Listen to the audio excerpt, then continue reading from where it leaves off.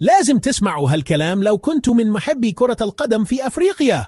المغرب سهلت حضور كأس الأمم الأفريقية 2025 بشكل كبير. إليكم الخطوات بالتفصيل للحصول على التأشيرة الإلكترونية الجديدة للجماهير.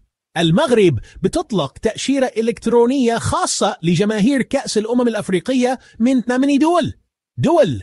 لو كنت من الجزائر انتبه كويس، لو كنت من تونس انتبه كويس، لو كنت من بوركينا فاسو انتبه كويس، لو كنت من الرأس الأخضر انتبه كويس، لو كنت من الغابون انتبه كويس، لو كنت من النيجر انتبه كويس، لو كنت من السنغال انتبه كويس، لو كنت من توغو انتبه كويس.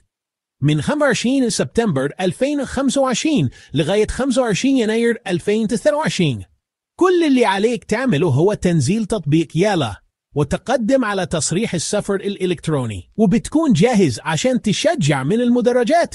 هالتأشيرة مخصصة بس لجماهير كرة القدم. للسياحة ورحلات العمل لسه بتستخدموا الإجراءات العادية. أصحاب الجوازات الدبلوماسية مش محتاجين هالتأشيرة الإلكترونية. المقيمين مش محتاجين هالتأشيرة الإلكترونية. المسافرين فوق 55 مش محتاجين هالتأشيرة الإلكترونية. المغرب عم تسهل الأمور على الجماهير، لا تفوتوا فرصاتكم.